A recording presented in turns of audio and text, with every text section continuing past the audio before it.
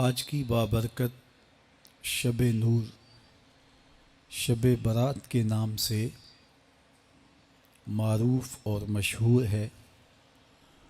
اس بابرکت شب کے دامن میں اتنی برکتیں اور اتنی رحمتیں ہیں کہ اللہ جل شانہ گناہ گاروں کو جہنم کی آگ سے آزاد فرما دیتا ہے۔ ام المومنین سیدہ طیبہ طاہرہ سیدہ عائشہ صدیقہ رضی اللہ تعالی عنہا فرماتی ہیں، ایک دن میں دیکھا کہ حضور میرے حجرہ میں نہیں ہیں، تو میں حضور کو تلاش کرنے نکلی۔ جنت البقیع میں آسمان کی طرف سر اٹھائے حضور اللہ سے التجائیں کر رہے تھے۔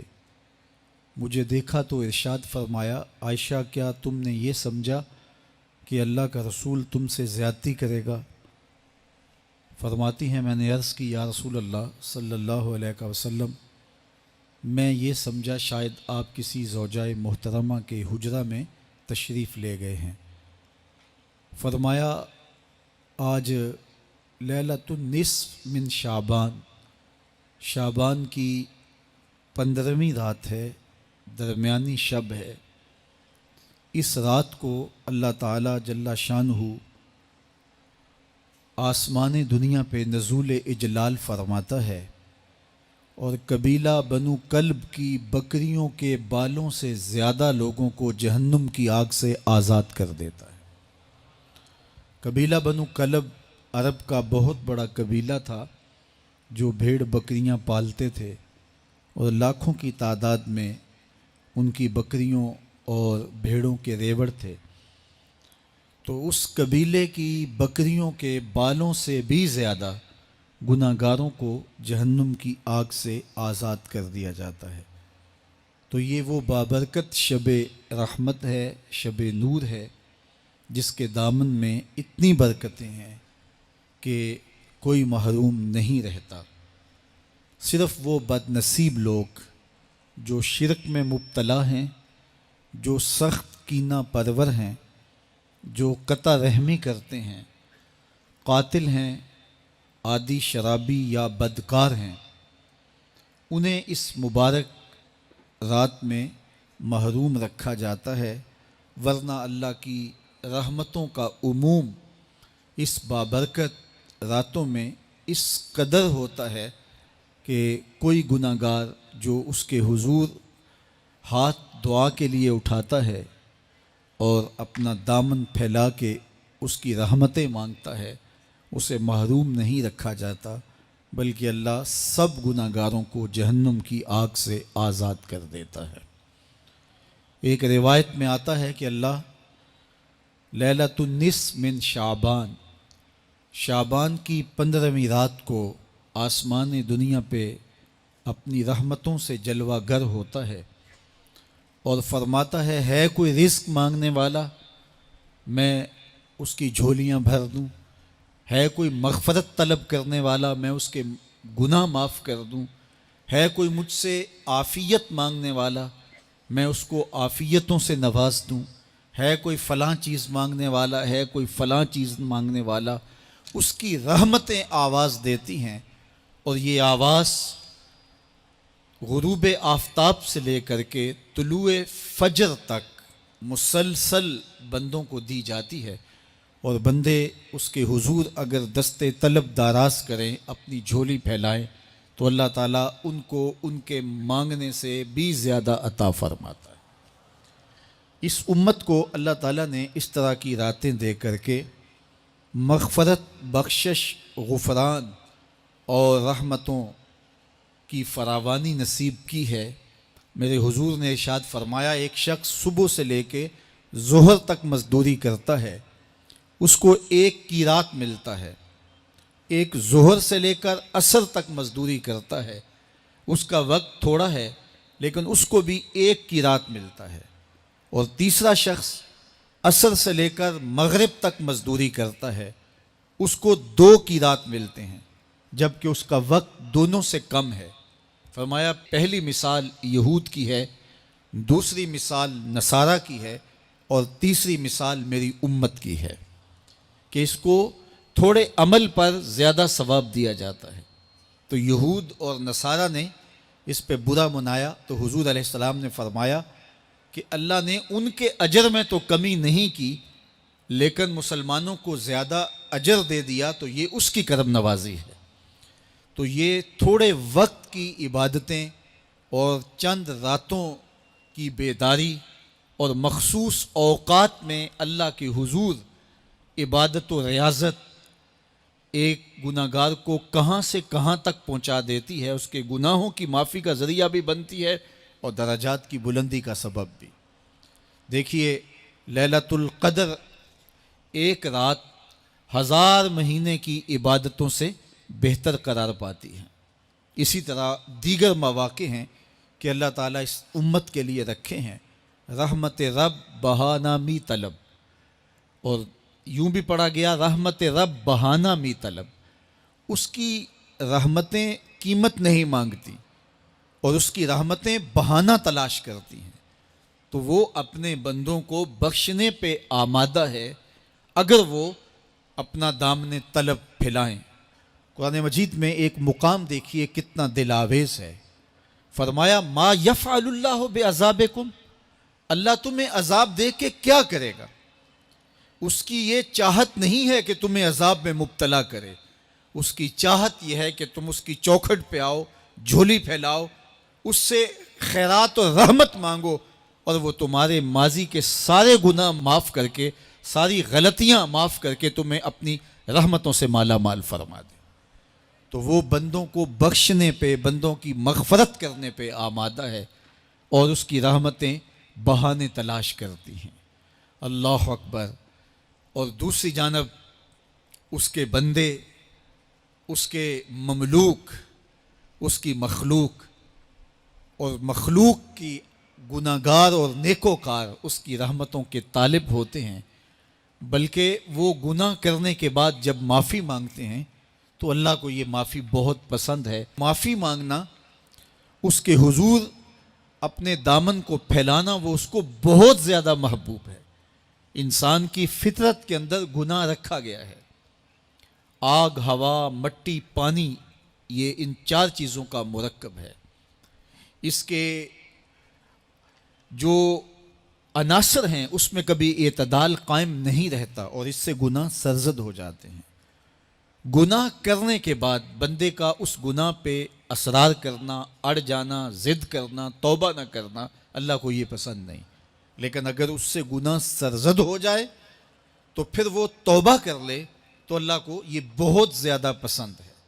جو اس سے ہو سکے نیکی وہ اللہ کے حضور پیش کرے، لیکن اس کے اندر جو شر رکھی گئی ہے، اس کے اندر جو قوتیں گناہ کی رکھی گئی ہیں، اس سے اگر اس سے گناہ سرزد ہو جائے تو پھر وہ اللہ سے توبہ کرے، اللہ کی طرف رجوع کرے، تو اللہ اس کی توبہ کو نہ صرف قبول کرتا ہے بلکہ اس کے گناہوں کو معاف کرتا ہے اور گناہوں کو بدل کے نیکیوں میں تبدیل کر دیتا ہے۔ جب گناہ نیکیوں میں تبدیل ہو گئے تو جتنا بڑا گناہ گار تھا اتنا بڑا نیکوکار ہو گیا۔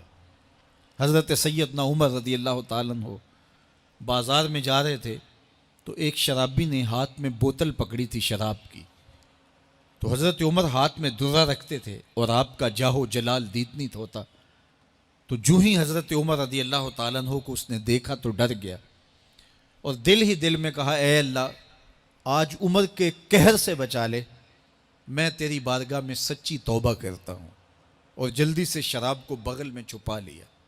اتنے میں حضرت عمر سر پہ پہنچ گئے اور گرج کر کڑک کے کہا کہ یہ تیری بغل میں کیا ہے؟ چونکہ اس کو بوتل چھپاتے دیکھا تھا تو وہ ڈر گیا اور ڈرتے ڈرتے کہنے لگا حضرت یہ سرکہ ہے۔ اب تھی تو شراب لیکن ڈرتے ہوئے بولا حضرت سرکہ ہے۔ تو حضرت عمر نے کہا نکال۔ جب نکالا تو شراب نہیں تھی، واقعی سرکہ بن چکا تھا۔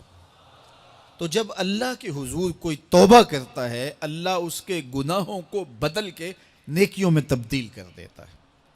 حدیث پاک میں آتا ہے کہ قیامت کے دن اللہ ایک شخص کو کہے گا کہ اپنا نامہ اعمال پڑھ، تو وہ نامہ اعمال پڑھنے لگ جائے گا، تو نامہ اعمال کے اندر چھوٹے گناہ بھی ہوں گے، بڑے گناہ بھی ہوں گے، تو اللہ سے حیا کرتے ہوئے، شرم کرتے ہوئے وہ بڑے بڑے گناہوں کو چھوڑتا جائے گا اور چھوٹے چھوٹے گناہوں کو پڑھتا رہے گا۔ جب وہ سارے گناہ پڑھ چکے گا اور کتاب ختم ہوگی تو اللہ تعالیٰ اسے فرمائے گا، میرے بندے تو نے یہ جتنے گناہ پڑھے ہیں میں نے سب کو بدل کے نیکیوں میں تبدیل کر دیا۔ تو بندہ کہے گا، اللہ ابھی تو میرے بڑے بڑے گناہ رہتے ہیں جو میں نے پڑھے ہی نہیں۔ فَضَحِكَ النَّبِيُّ حَتَّى بَدَتْ أَنْيَابُهُ، حضور جب یہ بیان فرما رہے تھے تو حضور اتنا مسکرائے کہ صحابہ نے حضور کی داڑھیں دیکھ لی۔ تو پہلے وہ بڑے بڑے گناہ چھوڑے جا رہا تھا، لیکن جب اللہ فرمائے گا کہ میں تیرے گناہوں کو بدل کے نیکیوں میں تبدیل کر دیا، تو وہ کہے گا ابھی تو بڑے بڑے گناہ رہتے ہیں جو میں نے ابھی پڑھے ہی نہیں۔ تو جب کوئی بندہ اس کے حضور توبہ کرتا ہے، اللہ یہ نہیں دیکھتا اس نے گناہ کتنے کیے ہیں، یہ دیکھتا ہے بندہ آیا میری چوکھٹ پہ ہے تو اللہ اس کے پچھلے سارے گناہ معاف فرما دیتا ہے۔ اللہ اکبر۔ میرے اور آپ کے آقا و مولا نے اللہ کے حضور توبہ کرنے اور اس پر اللہ کی خوشی اور اللہ کی خوشنودی کا ذکر کرتے ہوئے ایک مثال بیان فرمائی کہ ایک شخص صحرا میں سفر کر رہا تھا، تو وہ ایک درخت کے نیچے دوپہر کاٹنے کے لیے، سستانے کے لیے رک گیا اور درخت کے ساتھ اپنے اونٹ کو باندھ دیا اور خود لیٹ گیا تاکہ دوپہر کاٹ لوں۔ تھوڑی دیر کے بعد جب اس کی آنکھ کھلی تو اس نے کیا دیکھا کہ اونٹ ماں ساز و سامان کے ساتھ غائب ہے۔ اب صحرا میں اونٹ کا گم ہو جانا گویا زندگی چلے جانے کے مترادف ہے۔ تو اس نے دائیں بائیں بھاگ دوڑ کے دیکھا کہ کہیں اونٹ کا نشان مل جائے، لیکن اونٹ کا نشان نہیں ملا۔ تا حد نظر کوئی انسانی آبادی نہیں۔ وہ بھاگا اور تھک ہار کے دوبارہ اسی درخت کے نیچے بیٹھ گیا اور پیاس سے ہلکان ہوا جا رہا تھا اور درخت کے ساتھ ٹیک لگا کے لیٹ گیا اور موت کا انتظار کرنے لگا۔ جن لوگوں نے صحرا کا سفر کیا ہے ان کو اس بات کا اندازہ ہوگا کہ کئی 100 میل تک انسانی آبادی ہی نہیں، اب نہ کچھ کھانے کے لیے بچا نہ کچھ پینے کے لیے بچا، اونٹ بھی غائب ہو گیا، توشہ بھی ساتھ ہی چلا گیا، تو اب ظاہر ہے سیدھی موت ہی نظر آ رہی ہے۔ تو وہ اس درخت کے ساتھ ٹیک لگا کے بیٹھ جاتا ہے اور موت کا منتظر ہوتا ہے۔ تھوڑی دیر کے بعد پھر اس کی دوبارہ آنکھ لگ جاتی ہے۔ جب دوبارہ آنکھ لگتی ہے تو تھوڑی دیر بعد پھر آنکھ کھلتی ہے۔ جب دوبارہ آنکھ کھلتی ہے تو دیکھتا ہے کہ اونٹ جو گما تھا ماں ساز و سامان کے اس کے پاس کھڑا ہے۔ تو صحرا میں اس حالت میں اونٹ کا مل جانا زندگی مل جانے کے مترادف ہے۔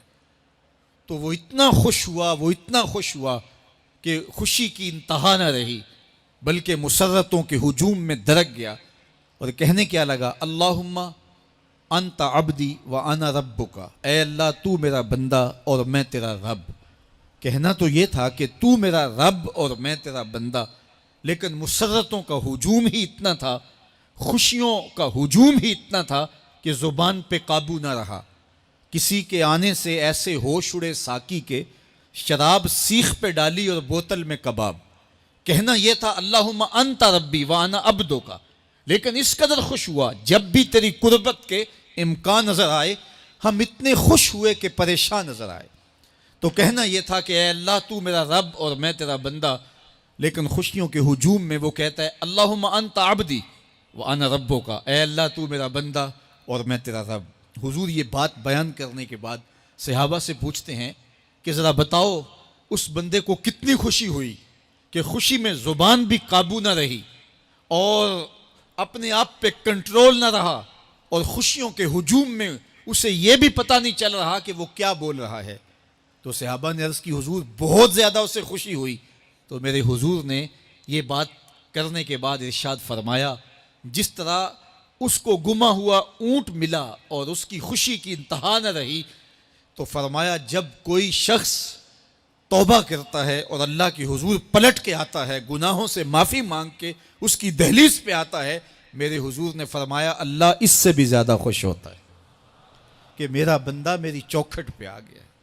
تو وہ یہ چاہتا نہیں کہ اپنے بندوں کو عذاب دوں،